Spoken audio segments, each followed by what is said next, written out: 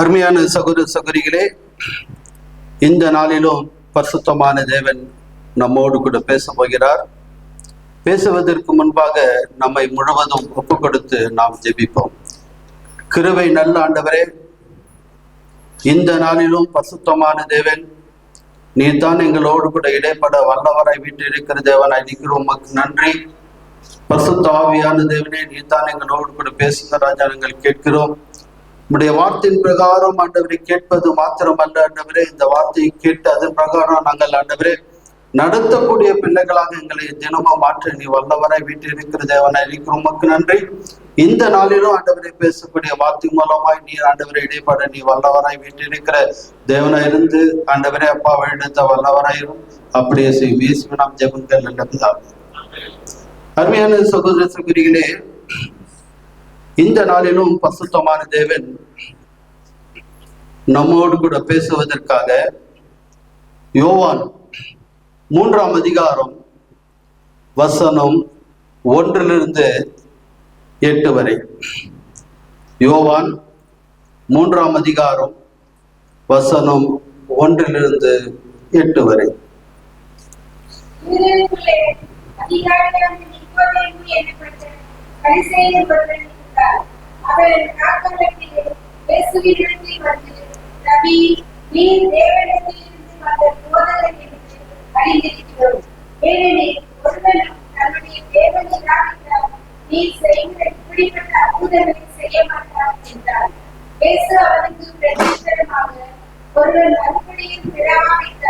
தேவனுடைய ராஜ்யத்தை காண மாட்டார் என்று மெய்யாகவே உனக்கு சொல்கிறேன் என்றார். அதற்கு நிக்கோதேமு, ஒரு மனுஷன் முதிர் வயதாய் இருக்கிறேன், இப்படி எப்படி பிறப்பான்? அவன் தன் தாயின் கர்ப்பத்தில் 2வது பிரவேசித்து பிறக்க கூடுமோ என்றார். இயேசு பிரதியுத்தரமாக, ஒருவன் கர்ப்பத்தினாலும் ஆவியினாலும் பிறவாவிட்டால் தேவனுடைய ராஜ்யத்தில் பிரவேசிக்க மாட்டான் என்று மெய்யாகவே உனக்கு சொல்லுகிறேன். மாம்சத்தினால் பிறப்பது மாம்சமாய், ஆவியினால் பிறப்பது ஆவியாய். நீங்கள் மறுபடியும் பிறக்க வேண்டும் என்று நான் உனக்கு சொன்னதை குறித்து அதிசயப்பட வேண்டாம். ஆச்சாரியனை தன் இஷ்டமான இடத்திலே வீசுகிறது, அதை சத்தத்தை கேட்கிறார். ஆகியும் அது இந்த இடத்திலிருந்து வருகிறது என்றும் இந்த இடத்திற்கு போகிறது என்றும் உனக்கு தெரியாது. ஆவியினால் பிறந்தவனும் அவனும் அப்படியே இருக்கிறார். தேங்க்யூ. அருமையான சகோதர சகோதரிகளே, இந்த நாளிலே வாசிக்கப்பட்ட வாசகத்தை நீங்கள் கூர்ந்து கவனிங்கள். இந்த நாளிலே இது கடைசி காலமா இருக்கிறது. அப்படியாக வேதத்தில் சொன்னது பிரகாரம் மத்திய 24ஆம் அதிகாரம் 4 - 8, எசேக்கியேல் 38ஆம் அதிகாரம் 39ஆம் அதிகாரம், சக்கரியா 1ஆம் அதிகாரத்திலிருந்து 8ஆம் அதிகாரம் வரைக்கும் யுத்தங்கள் கேள்விப்படுவீர்கள் என்று சொல்லப்பட்ட வார்த்தை. அந்த வார்த்தை வருவது. ஆனால் யுத்தங்கள் வருகிறதோ, வியாதிகள் வருகிறதோ, உபத்திரங்கள் வருகிறதோ வந்து கொண்டே இருக்கும். ஆனால் தேவனுடைய வாக்கு தத்துவம் இதெல்லாம் அவர் ப்ராமிஸ் பண்ணி சொல்லி இருக்கக்கூடிய காரியங்கள். ஆனால் சொல்லி இருக்கக்கூடிய காரியங்களுக்கு முன்பாக அது என்ன ஆகட்டும் பரவாயில்லை.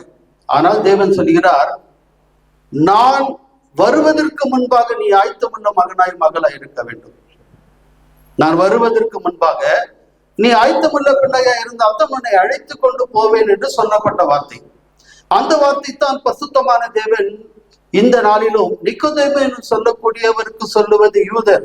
அவர் அந்த யூதருக்கு சொல்லப்படக்கூடிய வார்த்தை தான் உனக்கு எனக்கு சொல்லுகிறார். நிக்கோதேமுக்கு சொல்லப்பட்ட வார்த்தை என்ன சொல்லப்பட்டது என்றால், நிக்கோதேமே, இந்த நாளிலே பரிசுத்தமான தேவன் நீ உனக்கு சொல்லக்கூடிய காரியம். அவர் இரவு நேரத்திலே இயேசுவிடத்துல வந்து அவர் சொல்லுகிறார், ஆவி நீ வானத்திலிருந்து வரவில்லை என்றால் இப்படிப்பட்ட ஒரு காரியம் செய்ய முடியாது என்று நிக்கோதேமு சொல்லுகிறார். அதற்கு நிக்கோதேமுக்கு சொல்லப்பட்ட வார்த்தை வந்து நிக்கோதேமு வந்து இயேசு கிறிஸ்துவை புகழ்கிறார். அவரை புகழ்கிறார்.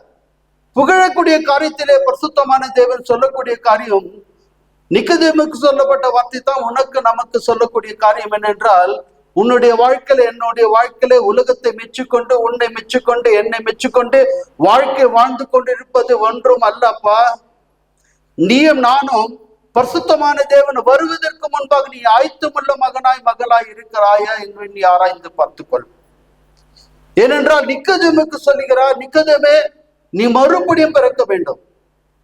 நிக்கோதேமுக்கு என்ன சொல்லுகிறார்? மறுபடியும் பிறக்க வேண்டுமாம். அவர் கேட்கிறார், எப்படி ஆகும் இது?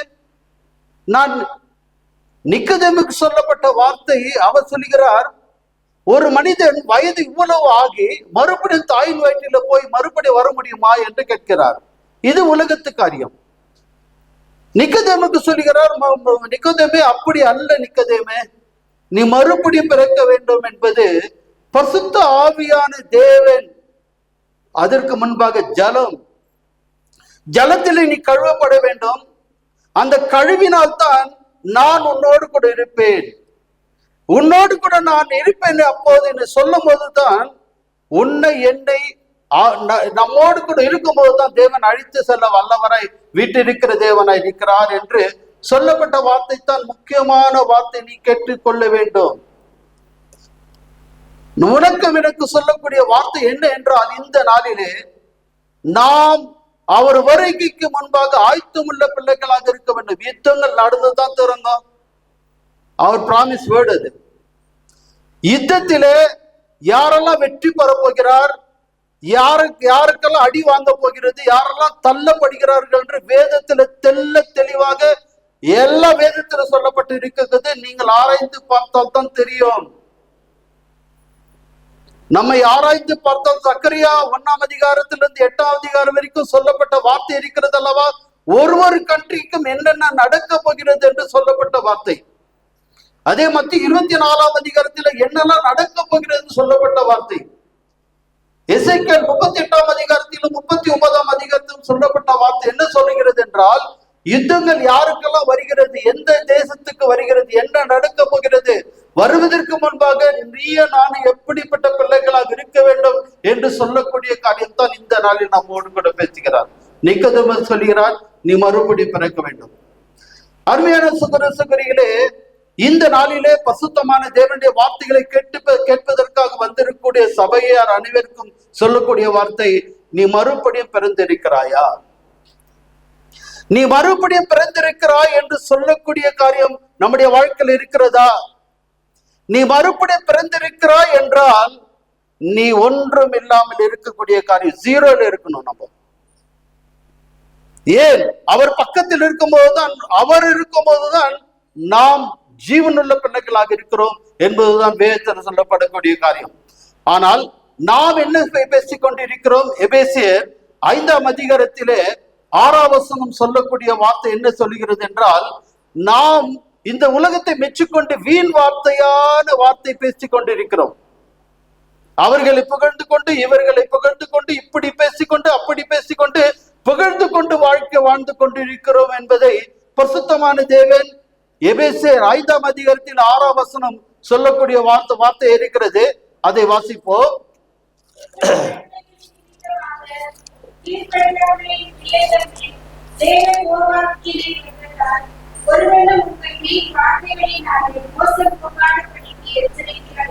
அருமையான சுகரிகளே, இந்த நாளிலே பரிசுத்தமான தேவன், அப்பா என்ன ஒரு செய்திப்பா, ஐயோ அவர் என்ன மதி பாடல் பாடினார்ப்பா, அப்பா எப்படி அவர் வர்ஷிப் பண்ணார்ப்பா, நீ சொல்லக்கூடிய காரியம் யாராவது இருந்தால் உன்னை மட்டம் தட்டுறாங்கன்னு வச்சுக்கோங்க, நம்மளுக்கு ஒரு திமிரு வந்துடும். ஓஹோ விடுப்பா, நம்ம விட்டுட்டா வேற யாருமே இல்லை என்று சொல்லக்கூடிய ஒரு காரியம் இருக்கும்.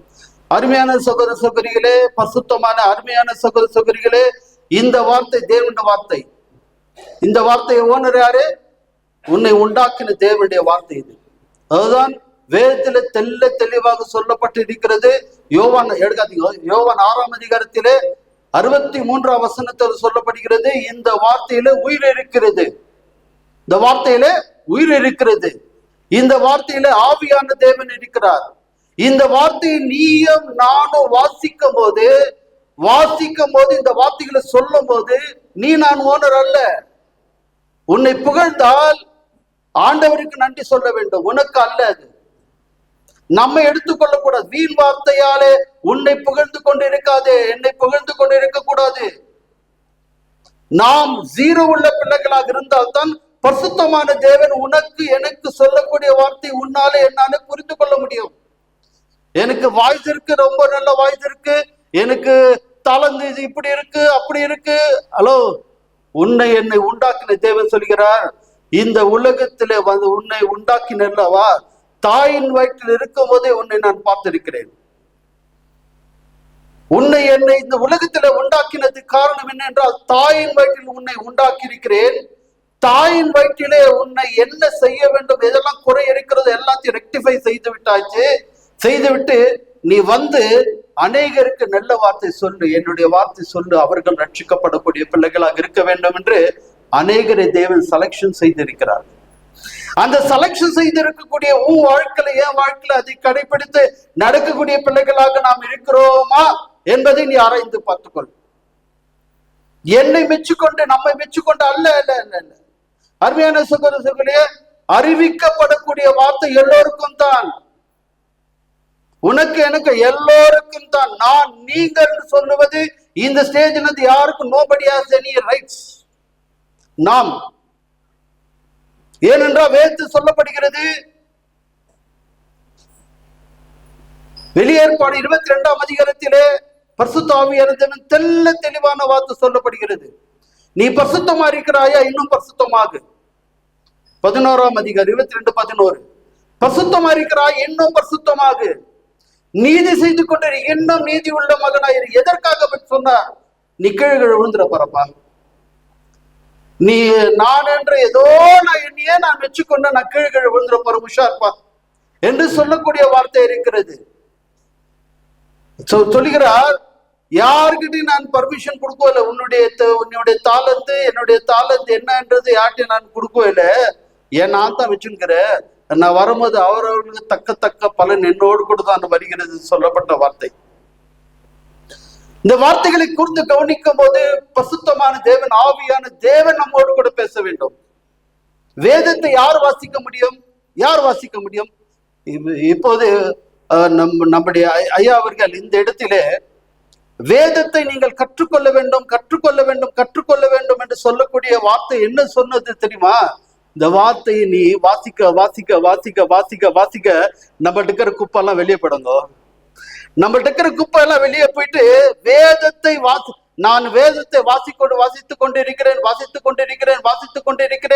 எந்த சூழ்நிலை இருந்தாலும் வேதத்தை எடுங்க, படிங்க. வேதத்தை எடுங்க, படிங்க. படிச்சத்தான் உனக்கு எனக்கு புரிய என்ன படிச்சத்தான் பரிசுத்த ஆவியான தேவன் நம்மோடு கூட பேசி விடுவார். நம்மள்ட்ட இருக்கிற எல்லா குப்பையெல்லாம் வெளியே போடும். அது முக்கியமான குப்பை என்ன தெரியுமா? நான் என்ற சுயம் என்னிடத்திலிருந்து போய்விடும். வேதத்தை, அதான் வேதத்தை சொல்லப்படுகிறது அல்லவா? சங்கீதம் 1ஆம் அதிகாரம் 2ஆம் வசனம் என்ன சொல்லுகிறது? இரவும் பகலும் தியானம் பண்ணுகிறவன் தான் பாக்கியவான். இரவும் பகலும் தியானம் பண்ணுகிறவன் தான் பாக்கியவான். அவன் எப்படியாக இருப்பார் என்று 3ஆம் அதிகாரத்தில் தெல்ல தெளிவான வார்த்தை சொல்லப்பட்டு இருக்கிறது. அப்படியாக வேதத்தை நீங்க வாசிக்கக்கூடிய பிள்ளைகளாக நாம் இருக்க வேண்டும் என்றால், அவர் வருவதற்கு முன்பாக என்னை அழைத்துக் கொள்ளக்கூடிய காரியமாய் நடைபெற வேண்டும் என்பதற்காகத்தான் நீ மறுபடியும் பிறந்திருக்க வேண்டும். இந்த உலகத்திலே இருக்கக்கூடிய காரியத்தெல்லாம் பிடித்து கொண்டு இருக்கக்கூடிய காரியமா இல்லாமல் மேலான காரியத்தை நோக்கிப்பார். அதே வேதாகமத்தில் சொல்லப்படக்கூடிய வார்த்தை என்ன சொல்லுகிறது? யோவான் 6ஆம் அதிகாரம் 36ஆம் வசனம் சொல்லப்படுகிறது. கடைசி வசனம் சொல்லப்படுகிறது. என்ன சொல்லுகிறது என்றால், நீ உனக்கும் எனக்கு 37ஆம் அதிகாரம் சொல்லப்படக்கூடிய வார்த்தை என்ன சொல்லுகிறது? உனக்கு எனக்கு என்னென்ன தேவையா இருக்கிறதோ அதை நேரத்துக்கு பிரகாரம் நான் உனக்கு கொடுத்து கொண்டிருக்கிறேன். நான் என்ன செய்ய வேண்டும்? 36, முதலாவது தேவனுடைய ராஜ்யத்துக்கு உகந்த பாத்திரம் உள்ள பிள்ளைகளாக இருக்க வேண்டும். ஒன்று. இரண்டாவது, கர்த்தராக இயேசு கிறிஸ்து முதல் பிரசங்கம் செய்தது என்ன தெரியுமா? உலகத்தை பார்த்து விட்டீர்கள் அல்லவா? உலகத்தை மெச்சுக்கொண்டு இருக்கக்கூடிய காரியங்கள்லாம், உலகத்தில் இருக்கக்கூடிய காரியத்தெல்லாம் அனுபவித்து விட்டால. Okay, very good. இப்போது நான் சொல்லப்படுகிறது, பரலோக ராஜ்யம் சமீபம் இருக்கிறது, நீ ஆயத்தமுள்ள மகனாயிரு.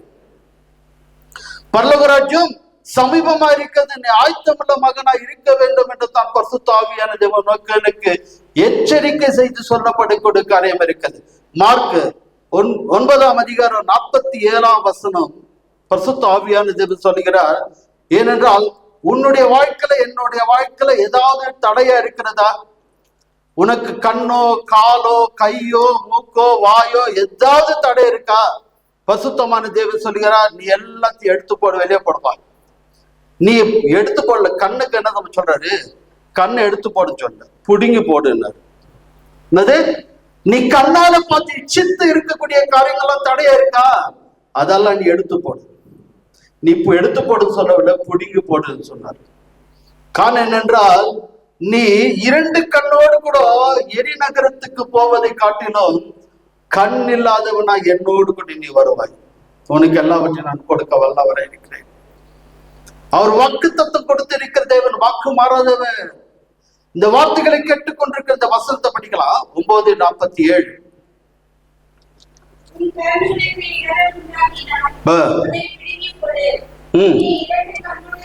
பாடலு நம்முடைய காதுக்கு உள்ள போதா இல்லையா? சரி, ஓகே, போச்சா? அந்த பாடல் நீ பாடாது இருக்கிறதுக்கு ஒண்ணு விடுதா இல்லையா? விடுதா இல்லையா? விடுதல, கண்டிப்பா இல்லையா? ரொம்ப சந்தோஷம். இதுதாங்க எடுத்து போடாதக்கூடிய காரியம். என்ன காரியம், எந்த கண்ணுல எவ்வளோ இச்சையான காரியம் பார்த்து கொண்டு இருக்கிறோம். உன்னோடு கூட என்னோடு கூட பரிசுத்தமான தேவன் நம்மோடு கூட இருக்கிறார் என்றால் எந்த காரியம் நம்மளை அட்டாக் பண்ணாது. சோதித்து பாருங்க. அதான் சொல்லப்படுகிறது, உன்னை என்னை சோதித்து பாரு, பரீட்சை பாரு. உன் எண்ணம், உன்னுடைய சிந்தனை என்ன எங்கெல்லாம் இருக்கு சொல்லிக்கொண்டு இருக்கலாம். எனக்கு இது தெரியும், எனக்கு அது தெரியும், எனக்கு இது எல்லாம் தெரியும் இருக்கு. ஆனா உன் சிந்தனை பாருங்க. 1 2வது, நான் நிறைய டைம் சொல்லக்கூடிய காரியம் அது. உன் வாழ்க்கையில நம்ம ஒரு சமையல் ரூமுக்கு போய் ஒரு ஊர்க்காவை பாட்டில் ஓப்பன் பண்ணி நாக்குல தொடுறோம் வச்சுக்கோங்க, நல்லா புரிஞ்சுக்கோங்க. நாக்குல தொடுறோம், தொட்டோடனே வந்திருக்கக்கூடிய எல்லாத்துக்கும் ஜொல்லு வந்துக்குதா இல்லைங்களா? வந்துச்சா இல்லையா? யாருக்கு சொன்னது? வரத்துக்கு யாருன்னா சொன்னாங்களா? நல்லா புரிஞ்சுக்கோங்க. கண்ணு வந்து கேமரா, காது வந்து இயரிங் சென்டர். கண்ணுல நம்மள கண்ணுல போட்டோன்னையும், கண்ணுல நம்ம பார்த்தவுடன் அது போட்டோ பிடிச்சி மெமரி கொடுக்குது. இதப்பா இவங்க வந்துட்டு இருக்கிறாங்க, அவங்க ஓபன் பண்ணப்பா, எல்லாத்தையும் டீட்டெயில் சொல்லணும். ஒன்னாச்சா? காது கேக்கு ரெக்கார்ட் ஆகுது, அது ஆச்சா? சொல்லக்கூடிய காரியங்கள் ரெக்கார்ட் ஆயிருக்கு. Okay, very good. அப்போ ஒரு ஊர்க்காவை சொன்ன உடனே நாக்குல கூடிய 9 விதமான சுரங்கள் இருக்கிறது, டேஸ்டான சுரங்கள். அந்த 9 விதமான டேஸ்டான சுரங்களுக்கு எஞ்சில் வந்து தண்ணி வந்து அத்தை ரெடி ஆயிட்டு வருதுப்பா. யாரு உனக்கு சொன்னது? இல்லை, எனக்கு நான் முதவே மெமரியில் வச்சுட்டு இருக்கல. அப்படியாக உன்னுடைய வாழ்க்கையில என்னுடைய வாழ்க்கையில இந்த உலகத்து கவலைகள் எல்லாம் இருந்தால் உன் வாழ்க்கையில ஒரு காரியம் நடக்கும். அதான் சொல்லப்படுகிறது, இந்த வண்டி ஓடும் ஆனா ஓடாது. நம்ம பெரிய பசுத்தமான வாழ்க்கை வாழ்ந்து கொண்டிருக்கிறோம் என்று சொல்லி கொண்டிருக்கலாம், ஆனால் ஓடாதுங்க, எதுவும் ஓடாது. ஆனால் தேவனுக்கு முன்பாக நான் என்னை முழுவதும் உண்மையாய் நான் ஒப்பு கொடுக்கிறேன் என்றால் என்னை அவர்தான் என்னை நடத்துவார், நம்மை அவர்தான் நடத்துவார். இன்னொரு வார்த்தை சொல்லப்படுகிறது, இந்த உலகத்தை மெச்சுக்கொண்டு பெரிய பெரிய அதிபதிகளாக இருக்கிறார்களா, பெரிய எப்படி சொல்றாங்கன்னா, கனடா சவுக்காரன் சொல்லுவாங்க, தமிழ்ல பெரிய பணக்காரன் சொல்லுவாங்க, ஐஸ்வர்யவான் சொல்லுவாங்க. அவர்களுக்கு சொல்லக்கூடிய வார்த்தை சொல்லுகிறது என்ன என்றால், அதே மத்தியோ 19:34 பரிசுத்தமான தேவன் ஒரு வார்த்தை சொல்லுகிறார். என்ன சொல்லுகிறார் கேளுங்கள். மத்திய 19:24.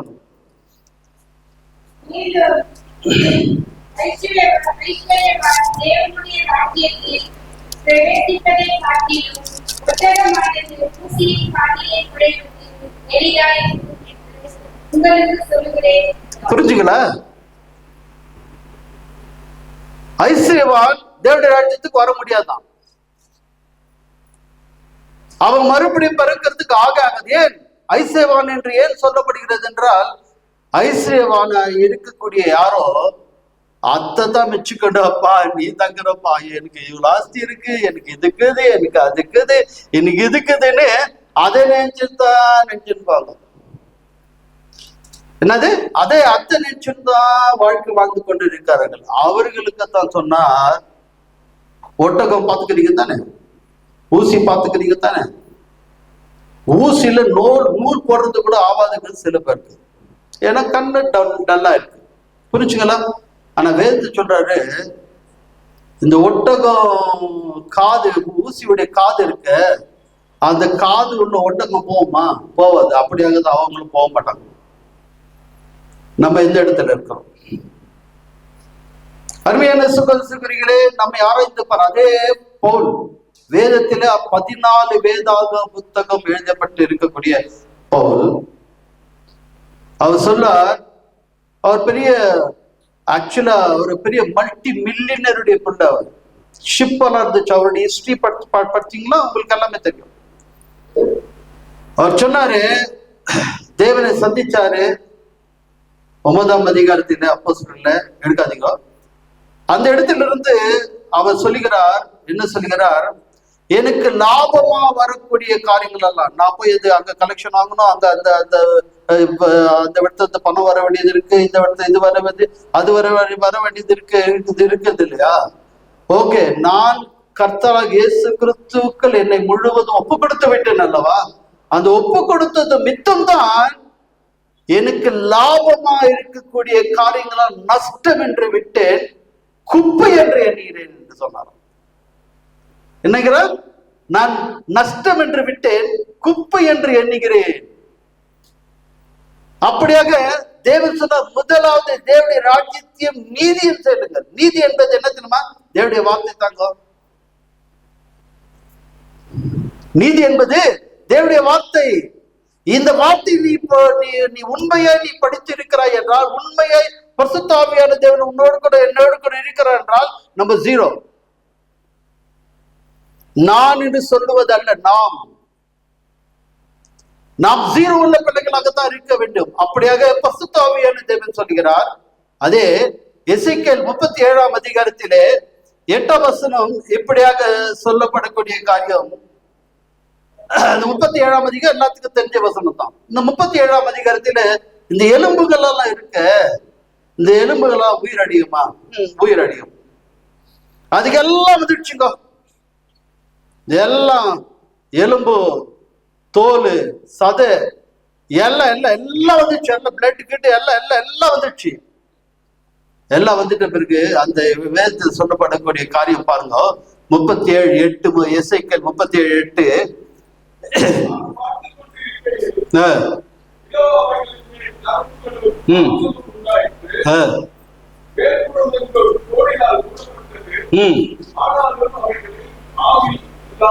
புரிஞ்சுக்கல?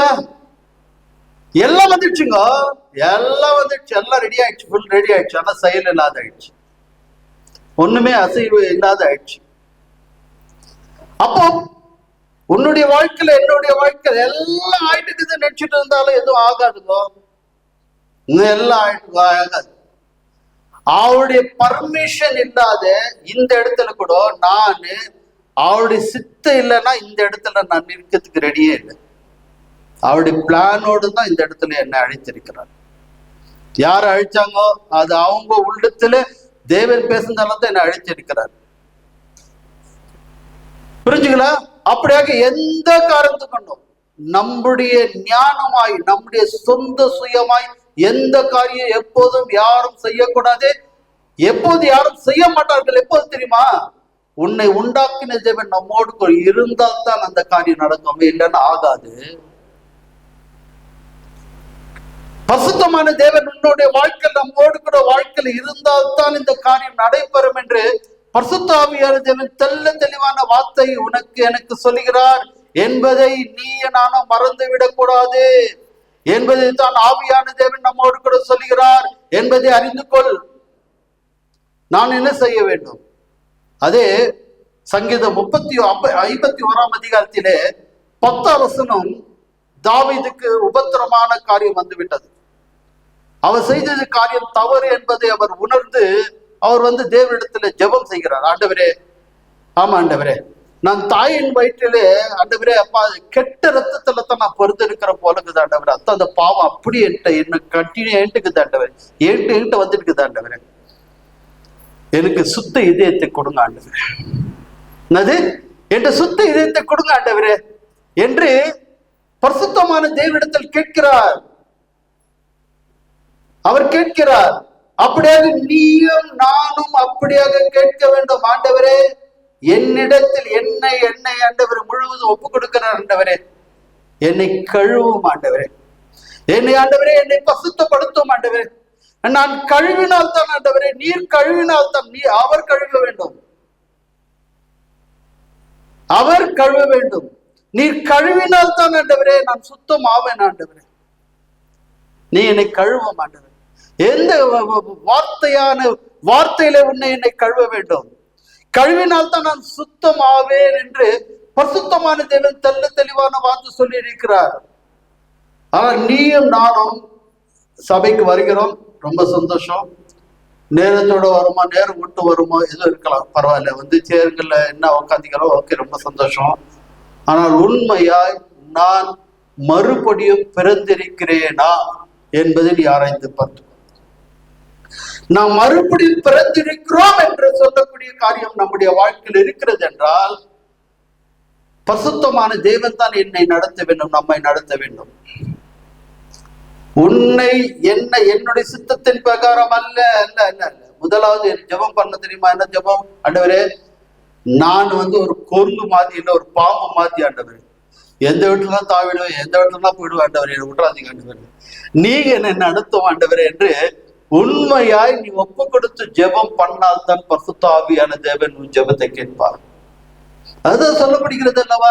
ஆமாப்பா, ஏசாயா 59 அதிகாரத்திலே 1-3 வரை சொல்லப்படுகிறது. ஆமா, நீ அநேக ஜெபம் பண்ணினே இருக்கிற. ஆமா, நான் கேட்டுதான் இருக்கிறேன். பாடல் கூட பாடினாங்க, ஆகாதது ஒன்றும் இல்லை, எல்லாம் உம்மால் ஆகும். ஆகும். யாருன்னு சொல்லுது? எப்போ திரும்ப ஆகும்? என்னை முழுசோ ஒப்பு கொடுத்து ஆண்டவரே நீ என்னை ஆளுகை செய்யும் ஆண்டவரே, அதுதான் ஆகும். ஆகாதது ஒன்றும் இல்லை, ஆகாது ஒன்றும் இல்லை. 100% நாட் டினைட் அட் ஆல். பாருங்க, இப்ப இஸ்ரேல அட்டாக் பண்ணுகிறாங்க. ஒரு 7-8 கண்ட்ரிய இவங்க ஒண்டி அட்டாக் பண்ணுகிறாங்க. இஸ்ரேலிய பாப்புலேஷன் தெரியுங்களா? 1 கோடி தான். இஸ்ரேலுடைய சைஸ் என்ன தெரியுங்களா? நம்ம கர்நாடகாவில் 3/4 பாகம் தான். கர்நாடகாவில் 3/4 பாகம். இப்ப ஆப்போசிட்டா எங்கேயோ வாராயின்றது இல்லையா? முக்கியமா ஈரான் ஆராயின்றது இல்லையா? இந்தியா எத்த பெருசு தெரியுங்களா உங்களுக்கு? ஓகே, 2.5 பாகம் பெருசு தான் ஈரான். இந்த மாதிரி கண்ட்ரிங்கள 7-8 வரைக்கும்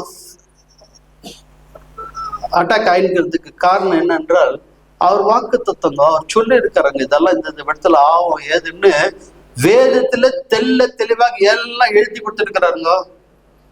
ஆனா உனக்கு எனக்கு இந்த வசனம் என்னன்று நீ பார்த்து கொண்டிருக்க. எவ்வளோ டைம் பைபிளை படிச்சு மூடிட்டு போவோங்க. சில பேர் மூடாத கூட இருக்கலாம். ஆனால் ஒண்ணுமே புரியாது. என்னை உண்மையே ஒப்பு கொடுத்து நடக்கக்கூடிய காரியம் இருந்தால் தான் இந்த வார்த்தை புரியுங்க, இல்லைன்னா புரியாது. இந்த வார்த்தை எனக்கு புரியாது. பரிசுத்த ஆவியானவரே எனக்கு ஹெல்ப் பண்ணுவாரு, அவர் நடத்துவார், அவர் புரிந்து கொள்ள என்று அவர் பர்மிஷன் கொடுப்பார். அப்படி பர்மிஷன் கொடுத்தால்தான் நம்முடைய வாழ்க்கையில பரிசுத்த ஆவியான தேவன் என்னை பயன்படுத்துகிறார் என்று சொல்லக்கூடிய காரியம் இருக்கும் என்று தான் ஆவியான தேவன் இந்த நாளிலும் இந்த வார்த்தையோடு கூட பேசுகிறார் என்று சொல்லக்கூடிய காரியம் இருக்கிறது. அதே இன்னொரு வசனம் இருக்கிறது. ஏசாயா 44 அதிகாரத்திலே 3 வசனம் சொல்லுகிறது, உன்னுடைய வாழ்க்கையில என்னோட அந்த தாகம் இருக்க வேண்டும். என்னவா?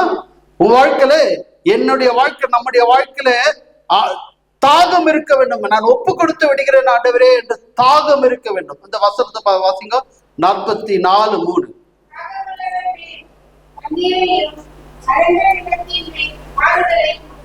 புரிஞ்சுங்களா? நீ தாகமா இருந்து என் தாகம் ஆண்டவரே, ஆமா ஆண்டவரே நான் விடுதலை ஆக வேண்டும் ஆண்டவரே, நீ என்னோடு கூட வர வேண்டும் என்று சொன்னால் தான் பரிசுத்தமான தேவன் உன்னை கழுவதற்காக ரெடி பண்ணுவேன். எல்லாம் வறண்டுக்குதாப்பா, பாலைவனமா, நான் பார்த்தேன் எல்லாம் வாழ்க்கையில பாலைவனமா இருக்கா, உனக்கு பயங்கரமான இந்த காரியம் நடந்து கொண்டு இருக்கிறது, ஒன்றுக்கு கவலைப்படாது. உனக்கு தாகம் வந்துச்சுல, இந்த தாகம் வரணுங்க. நம்ம கூட ஜெபம் பண்றோம், நீ நானும் ஜெபம் பண்ணும்போது என்ன ஜெபம் பண்றோம் நீங்க கேட்டுக்கோங்க. எந்த ஒரு உபத்திரம் வந்தாலும் ஜெபம்ன்றது என்ன தெரியுங்களா?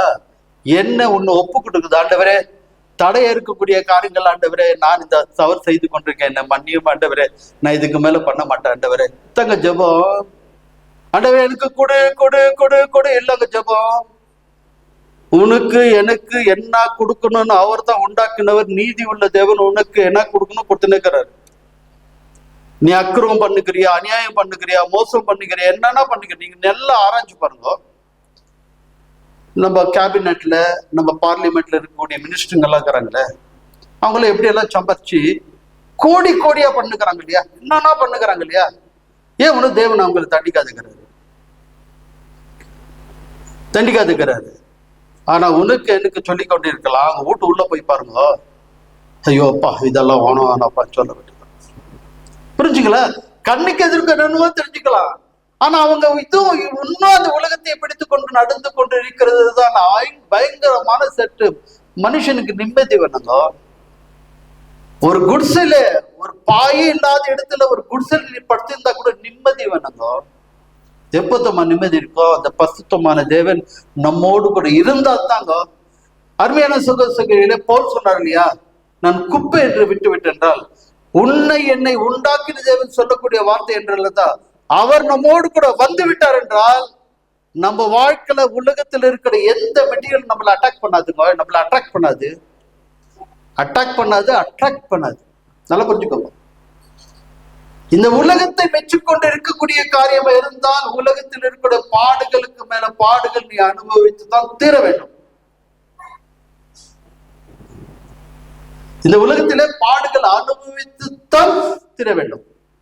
வேதத்தில் சொல்லப்படி ஒருவருக்கு தான் சொல்லுகிறார், மோசஸ் என்னுடைய வீட்டில உண்மை உள்ளவனா இருந்தான். எந்த காரியம் செய்தாலும் உண்மையா சொல்லு, உண்மையா ஒப்புக்கொடு, உண்மையா ஆண்டவர், ஆமா ஆண்டவர் உண்மையா நான் ஒப்பு கொடுக்கறது மாத்திரம் இல்ல ஆண்டவர், அந்த காரியத்தை நான் விட்டுறேன் ஆண்டவர்.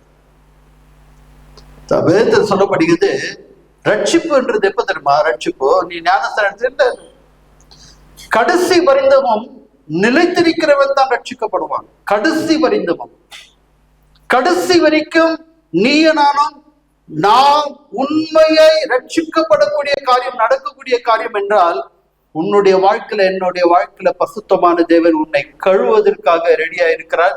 நாம் ஒப்பு கொடுக்கக்கூடிய பிள்ளைகளாக இருந்து, தாகமுள்ள பிள்ளைகளாக இருந்தால்தான் அந்த ஒப்பு கொடுக்கக்கூடிய பாத்திரமுடைய வாழ்க்கையில வரும். எசேக்கியேல் 36ஆம் அதிகாரத்திலே பரிசுத்த ஆவியான தேவன் சொல்லக்கூடிய வார்த்தையை நாம் கூர்ந்து கவனிப்போம். எசேக்கியேல் 36ஆம் அதிகாரம் 25ஆம் வசனத்திலே, அப்போது நீ நான் உண்மையை ஒப்பு கொடுத்து நடக்கக்கூடிய பிள்ளைகளாக நாம் இருக்கிறோம் என்றால், அப்போது பரிசுத்தமான தேவன் உன்னை என்னை எப்படி கழுவுகிறார் என்று பார்ப்போம்.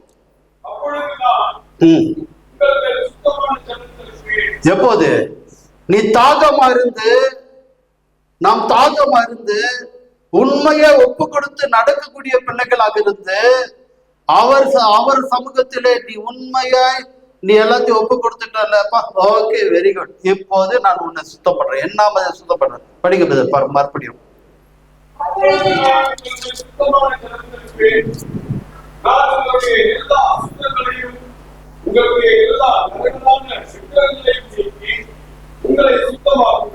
விக்கர் என்றால் என்னங்க? விக்கர் என்றால் என்ன? விக்கர் என்றால் என்ன தெரியுங்களா? உன்னை ஏதோ ஒன்று பிடிச்சிருக்குது, அதாங்க விக்கிறோம். இல்ல எனக்கு இந்த சாப்பாடு சாப்பிட்டா தான் எனக்கு ஆகுது, இன்னைக்கு இந்த சாப்பாடு இந்த ஐட்டம் வாங்கினா தான் பண்ணாதான் முடியும், அதை பார்த்தா தான், இங்க நின்னா தான், இந்த உட்காராதான், இந்த போட்டா தான், இந்த பொச்சா தான், அங்க விற்கிறோங்க. விக்ரம் இல்ல எப்படியாவது கொடி ஏறும் போது அந்த மாதா பிளாக் நான் பார்த்துட்டா போதும், 6 மணிக்கு கரெக்டா. புரிஞ்சுங்களா? இத்தங்க விக்கிறோம் நம்மள புடிச்சுங்கிறது. உன் வாழ்க்கையில என் வாழ்க்கையில பரிசுத்த ஆவியானவர் சொல்லக்கூடிய வார்த்தை மறுபடியும், அப்போது நான் உங்கள் மேல் சுத்தமான ஜலம் தெளிப்பேன், நான் உங்களுடைய எல்லா அசுத்தங்களையும் உங்களுடைய எல்லா நரகலான விக்கிரங்களை நீக்கி உங்களை சுத்தமாக்குவேன், நான் சுத்தமாவீர்கள். என்னது?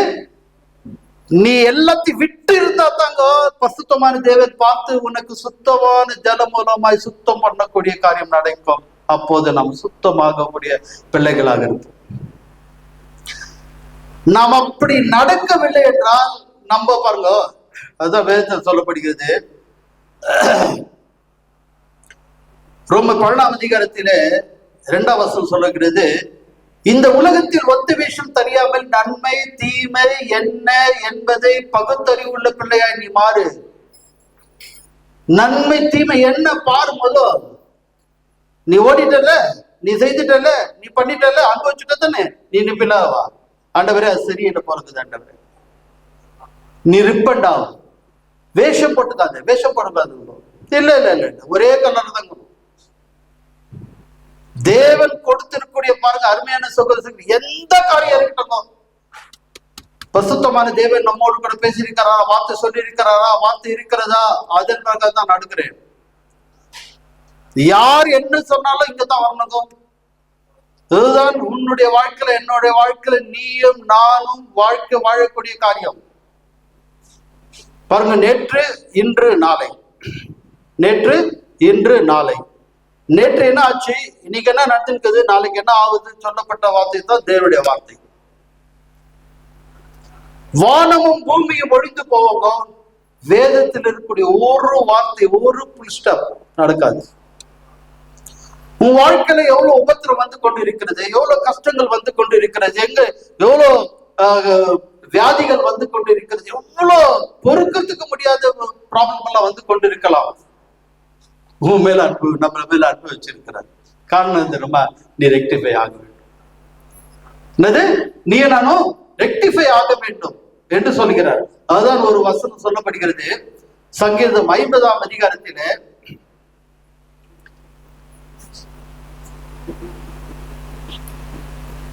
ஜலம் கழுவுறதுக்கு முன்பாக 50ஆம் அதிகாரத்திலே 19 இருந்து வாசிக்கலாம். 19 இருந்து 23 வரைக்கும் வாசிக்கலாம். என்னதுங்க? ஃபர்ஸ்ட் வாயை பற்றி பேசுறாரு. இந்த லிப் இருக்கு, லிப்பு தான் வாய். இந்த மௌத்தலங்குத இது ஓபன் பண்றது. இந்த வாயே பொல்லாப்புக்கு திறக்கிறாய். ஐயோ நான் வார்த்தைப்பா பேசுறாங்க அவங்க சொல்லக்கூடிய காரியம். ரெண்டாவது, நாவு இருக்க, நாவு என்ன போய் பேசுதா? சர்ப்பம் கொத்துனா எப்படி கொத்துது, அந்த மாதிரி பிணைக்குதான். Okay, very good. இப்போ பாருங்க, இந்த நம்ம பேசுறோம் இல்லையா, நல்லா புரிஞ்சுக்கோங்க. இந்த பேசக்கூடிய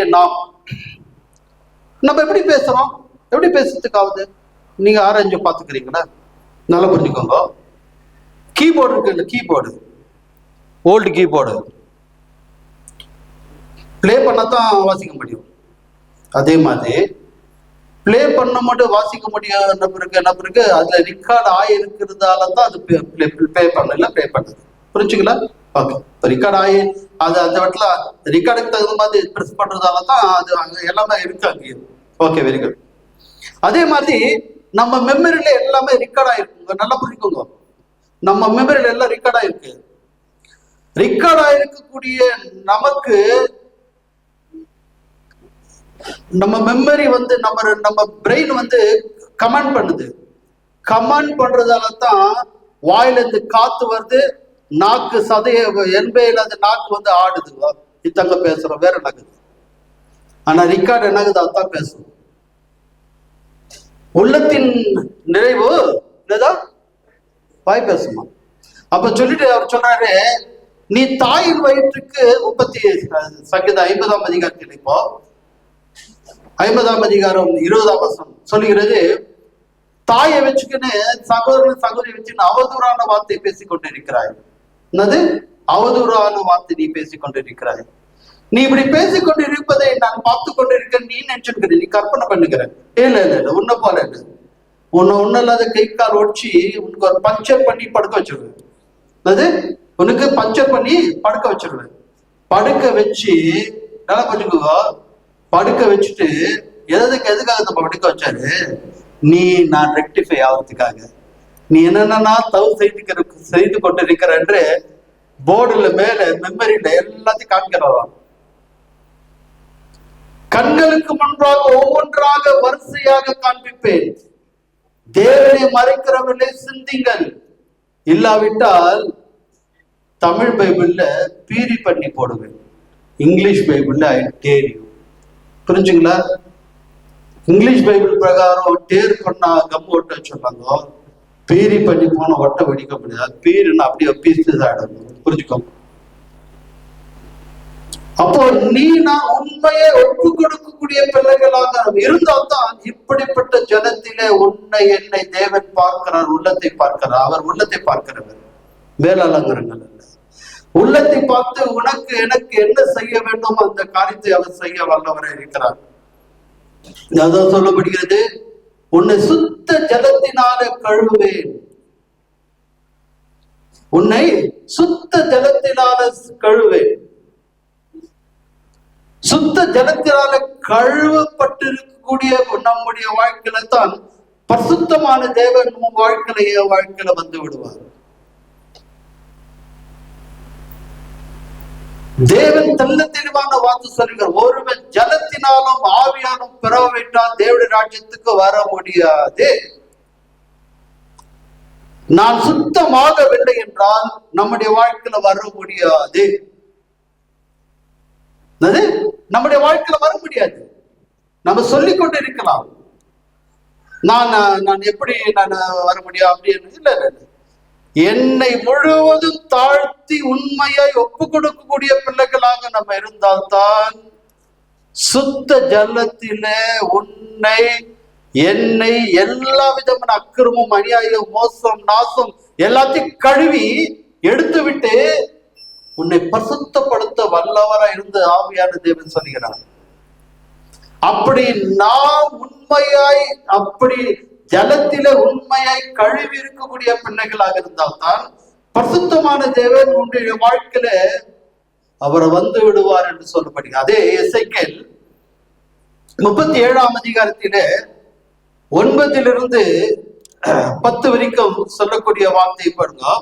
அப்போது அவர் என்னை பார்த்து, நீ ஆவியை நோக்கி தீர்க்கதரிசனம் உரை, மனுபுத்திரரே நீ தீர்க்கதரிசனம் உரைத்து ஆவியை நோக்கி கர்த்தராகிய ஆண்டவர் உரைக்கிறது என்னவெனில், ஆவியே நீ காற்று திசை 4 திசையிலிருந்து வந்து கொலையுண்ட இவர்களை உயிர்ப்பிக்கும்படி இவர்கள் மேல் ஊது என்று சொல் என்றார். 4, ஏன்னா காற்று எந்த இடத்துல வருது, இந்த நார்த் ஈஸ்ட் வெஸ்ட் சவுத், எந்த இடத்துல காற்று வருதுன்னு யாருன்னு தெரியுமா? எந்த இடத்துல காத்து போகுது தெரியுமா? இது வரைக்கும் நோபடி நோஸ். உண்டாக்கின தேவன், அவர் தான் கிரியேட்டர். நீ கட்டளிடு, அவர் சுத்தமாவார்கள். 10, எனக்கு கற்பிக்கப்பட்டு நான் தீர்க்கதரிசனம் உரைத்தேன், அப்போது ஆவி அவர்கள் பிரவேசித்தது, அவர்கள் உயிரிழந்து காலொன்று மகா பிரசரிகளாக நின்றார்கள். எப்போது அவர் உண்மையே பரிசுத்தமான தேவன் ஆவியான தேவன் நம்முடைய வாழ்க்கையில வந்தால்தான் நாம் காலொன்று உயிருள்ள பிள்ளைகளாக எழக்கூடிய பிள்ளைகளாக இருப்போம். நம்ம மெச்சுக்கொள்ள இல்லை இல்லை இல்லை, உண்மையை ஒப்பு கொடுத்து இருக்கக்கூடிய பிள்ளைகளுடைய வாழ்க்கையில தான் பரிசுத்த ஆவியான தேவன் இந்த காரியத்தை ஆவியான தேவன் சொல்கிறார் என்பதை நீ கூர்ந்து கவனித்துக் கொள்ள வேண்டும் என்று தான் பரிசுத்தமான தேவன் இந்த நாளிலும் நம்மோடு கூட பேசுகிறார் என்று சொல்லக்கூடிய காரியமா இருக்கிறது. யாக்கோபு 1:18 எப்போது என்றால் இந்த சத்திய வசனம் என்னது? இந்த சத்திய வசனம் ஜீவனுள்ள வார்த்தையான தேவன் நம்மோடு கூட இடைப்பட போதுதான் பரிசுத்த ஆவியான தேவன் நான் என்னை முழுவதும் பரிசுத்தமான தேவனிடத்தில் ஒப்பு கொடுத்து விட்டேன் என்று சொல்லக்கூடிய காரியமா இருக்கிறது என்று சொல்லக்கூடிய காரியமா இருக்கிறது. அவர் சித்தம் கொண்டு தம்முடைய சிருஷ்டியை நாம் முதற் பலனானவருக்கு நம்மை சத்திய வசனத்தினால் ஜனிப்பித்தார். ஒன்றை என்னை தேவனுடைய வார்த்தை மூலத்தான் உயிர்ப்படக்கூடிய பிள்ளைகளாக மாற்றியிருக்கிறார் என்று நீ புரிந்து கொள்ள வேண்டும். அதான் எப்போது வேதத்தை வாசிக்கும் போது உனக்கு எனக்கு புரியாமல் இருக்கக்கூடிய காரியம் எப்போது தெரியுமா? புரியாமல் இருப்பதற்கு காரணம் என்னை நான் இன்னும் ஒப்புக் கொடுக்கல. அதுதான் பரிசுத்தமான தேவன் இந்த வார்த்தை உனக்கு எனக்கு புரியாமல் வாழ்க்கை வாழ்ந்து கொண்டிருக்கிறோம். நீ உண்மையை ஒப்புக் கொடுக்கக்கூடிய பாத்திரம் உள்ள பிள்ளைகளாக இருந்தால்தான் பரிசுத்த ஆவியான தேவன் உன் வாழ்க்கையில என் வாழ்க்கையில செய்ய வேண்டிய காரியத்தை செய்வார் என்று ஆவியான தேவன் இந்த நாளில் நம்மோடு கூட பேசுகிறார். 1 ஜான் 1 யோவான் 5:18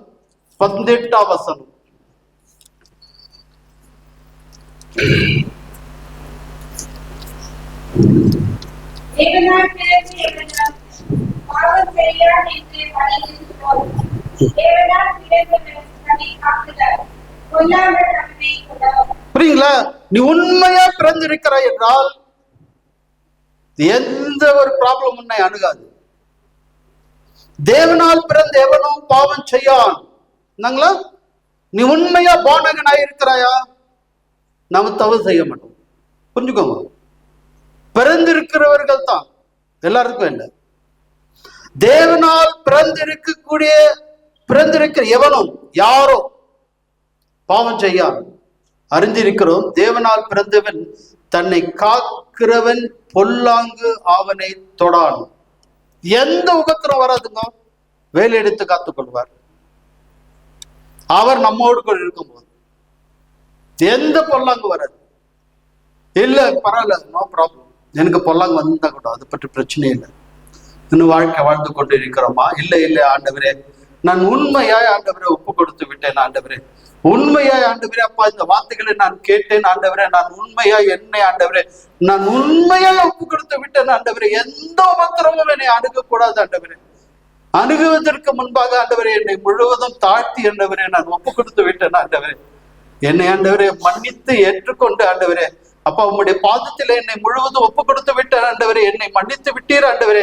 எந்த பொருளாங்க வரக்கூடாது ஆண்டவரே என்று உண்மையை விசுவாசத்தோடு ஜெபம் பண்ணக்கூடிய காரியம் இருக்க வேண்டும். எப்போது நாம் உண்மையை ஒப்பு கொடுத்து இருக்கக்கூடிய பிள்ளைகளாக இருந்தால். கடைசியாக 1 யோவான் 2:2 உங்க பாஸ்டர் வந்து ஏச்சு நின்றாரு, டைம் ஆச்சுப்பா நீ முடிய சீக்கிரம், அதுக்காகத்தான் முடிச்சிடறேன் சீக்கிரம். 1 யோவான் 2:2 29 அவர் நீதியுள்ளவராய் இருக்கிறார் என்று உங்களுக்கு தெரிந்திருப்பதினால் நீதியை செய்கிறவன் எவனும் அவரை பிறந்திருக்கிறான் என்று அறிந்திருக்கிறீர்கள். புரிஞ்சுங்களா? நீ உண்மையா பிறந்திருக்கிறாய் என்றால் உண்மையான வழியை தான் மற்றவங்களுக்கு காண்பிப்பாய். அதான் சொல்லுகிறார், நீதி செய்கிற அவர் நீதி உள்ளவராய் இருக்கிறார் என்று உங்களுக்கு தெரிந்திருப்பதினால், நல்லா புரிஞ்சுக்கோங்க, தெரிந்திருப்பதினால் நீதி செய்கிற எவனும் அவரில் பிறந்திருக்கிறார் என்று அறிந்திருக்கிறீர்கள். கன்ஃபார்ம். நீ உண்மையாய் நான் உண்மையை born again ஆயிருக்கிறேன் என்றால் நான் அவர்கள் நீதியின் பாதையில நடத்தக்கூடிய பிள்ளைகளாக இருப்பேன் என்று சொல்லக்கூடிய மனப்பக்குவம் இருக்கும். அப்படியாக ஒப்பு கொடுத்து ஜெபம் பண்ணலாமா? கிருபை நல்ல ஆண்டவரே, இந்த நாளிலும் பரிசுத்தமான தேவனே, நாங்கள் ஆண்டவரே மறுபடியும் பிறப்பதற்கு முன்பாக நாங்கள் எப்படியாக இருக்கிறோம் ஆண்டவரே, நாங்கள் எப்படியாக வாழ்க்கை வாழ்ந்து கொண்டிருக்கிறோம், மற்றவர்களை மன்னிக்காமலும் ஆண்டவரே பாவத்துக்கு மேல பாவம் செய்து கொண்டு ஆண்டவரே எல்லா காரியத்திலிருந்து நான் சுயமான வாழ்க்கை வாழ்ந்ததெல்லாம் ஆண்டவரே எங்களோடு கூட நீங்க பேசினீர் ஆண்டவரே. ஆண்டவரே எங்களை ஆண்டவரே இந்த நாளில் ஆண்டவரே முழுவதும் உண்மையாய் நாங்கள் ஒப்பு கொடுத்து இருக்கிறோம் ஆண்டவரே. எந்த ஒரு தீங்கும் ஆண்டவரே வராமல் ஆவியான என்னை கழுவினீர், ஆவியான தேவனை எங்களை முழுவதும் ஆட்கொண்டீர். நீதான் எங்களை நடத்துகிறேன். நாங்கள் நீதியின் பாதையிலே போய்கொண்டிருக்கிறோம்.